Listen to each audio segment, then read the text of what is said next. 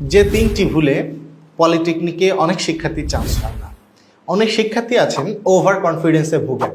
প্রথমত ওভার কনফিডেন্সে ভোগার কারণে অনেক শিক্ষার্থী চান্স হয় না। অনেক শিক্ষার্থী আছে ধরেই নিয়েছে যে ঢাকা পলিটেকনিকে ছাড়া আমি পড়বো না, কারণ সেখানে আমার চান্স পাওয়া উচিত, আমি চান্স পাবো কারণ আমার A+ আছে।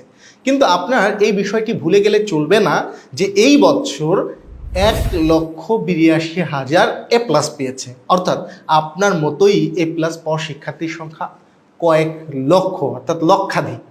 এই অবস্থায় ঢাকা পলিটেকনিকে আপনার পছন্দের ডিপার্টমেন্টে পড়ার আসন আছে ১৬০০ মতো। এই ১৬০০ আসন বা ১৭০০ আসনে ১৭০০ জন A+ শিক্ষার্থী 1,82,000 জনের ভিতর হবে না ভাই, হবে। সো আপনি যদি এটা ভেবেই বসে থাকেন যে আপনার A+ আছে বিধায় আপনি ঢাকা পলিটেকনিকের চান্স পাবেন, তাহলে আপনার চান্স না পাওয়ার সম্ভাবনাটা কিন্তু অনেকাংশে বেড়ে যাচ্ছে।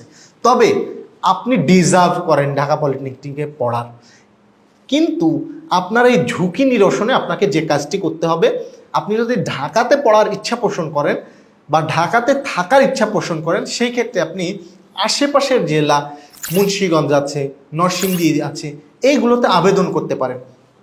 প্রথম সেমিস্টারের রেজাল্ট হলে, পরীক্ষা দিয়ে ভালো করলে রেজাল্ট হলে আপনি ট্রান্সফার নিয়ে ঢাকা পলিটেকনিকে কামব্যাক করতে পারেন একটা সেমিস্টার পরে, আপনার কাছে একটি অপশন থাকলো।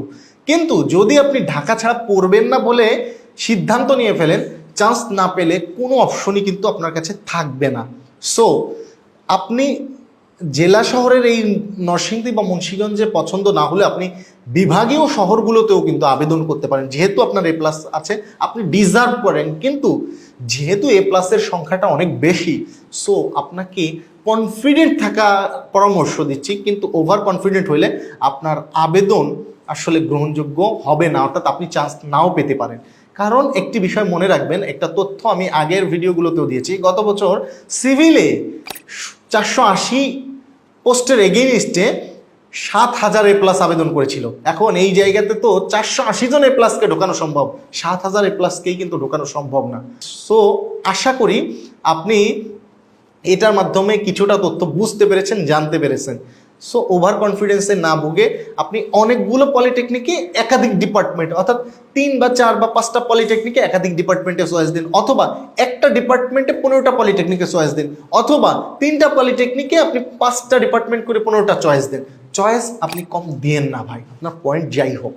দ্বিতীয় আরেকটি বিষয় হচ্ছে, অনেক শিক্ষার্থী আছে যে প্রথম শিফট ছাড়া আমি পড়বো না, দ্বিতীয় শিফটে ভর্তি আবেদন করব না। এখন অনেক ক্ষেত্রে যেটা হয়, প্রথম শিফটে চান্স না পাওয়ার ফলে পরবর্তী দ্বিতীয় ধাপে গিয়ে সে কি করে, সে দ্বিতীয় ধাপে আবেদন করে। কিন্তু দেখেন, প্রথম ধাপেই যারা আবেদন করেছে ওই দ্বিতীয় শিফটেরই 10টা আসন আছে, ধরেন 8টা আসন অন্যান্য যে সকল শিক্ষার্থীরা আবেদন করেছে তাদেরকে তো দিবে, সেই হিসেবে 8টা আসন দিয়ে দিয়েছে। এখন আমি আপনি যতই যোগ্য হই, আসন 8টা যেহেতু দিয়ে দিয়েছে, আমার চেয়ে কম যোগ্যতা সম্পন্ন কাউকেও যদি দেয়, তার কাছ থেকে এনে আমাকে ওই আসনটা দিবে না, অতএব চান্স পাওয়ার সম্ভাবনাটা খুব কমে যায়। এই জন্য প্রথম পর্যায়ে প্রথম শিফট এবং দ্বিতীয় শিফট 2 ধাপেই আবেদন করা দরকার এবং জরুরি। ট্রান্সফার নিয়ে আমি একটা কথা বলছিলাম এর আগের পয়েন্টে, এটা আমরা দ্বিতীয় পয়েন্ট নিয়ে কথা বললাম। তো এই জায়গাতে ট্রান্সফারটা নেওয়া যায় মূলত, আপনি যেই ডিপার্টমেন্টে চান্স পাবেন ওই ডিপার্টমেন্টে ট্রান্সফার হওয়া যাবে। যেই শিফটে চান্স পাবেন, আপনি যদি প্রথম শিফটে চান্স পান প্রথম শিফটে ট্রান্সফার হবেন, দ্বিতীয় শিফটে চান্স পেলে দ্বিতীয় শিফটে ট্রান্সফার হতে পারবেন, কারণ আপনি এই শিফটকে চেঞ্জ করতে পারবেন না। এভাবেই হচ্ছে ট্রান্সফারের নিয়ম। আরেকটি বিষয় হচ্ছে, অনেকেই আছে গড়িমসি করে প্রথম পর্যায়ে আবেদন করে না। কেন করে না? কারণ তার বেশ কিছু কনফিউশন নিজের মাঝে কাজ করে যে আমি পলিটেকনিকে পড়বো নাকি জেনারেল কলেজে পড়বো। এখন দেখেন, আপনার কনফিউশন থাকলেও আপনার এই ভাবতে ভাবতে যদি আবেদনের সময়টা পার হয়ে যায়, সেই ক্ষেত্রে আপনি কিন্তু আর এই আবেদনের সুযোগটি পাবেন না।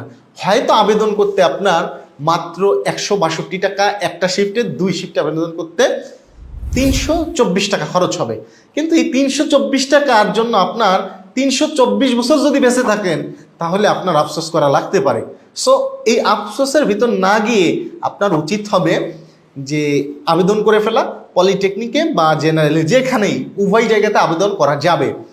আর যে সকল শিক্ষার্থী বোর্ড চ্যালেঞ্জ করেছেন সেই বোর্ড চ্যালেঞ্জ করার ফলে রেজাল্টের যদি উন্নতিও হয় হোক, আপনি আবেদন করে ফেলেন, পরবর্তীতে এটা এডিট করা যায়, এডিট করে আপনি আবার নিউ রেজাল্টটা সাবমিট করলেই হয়ে যাবে।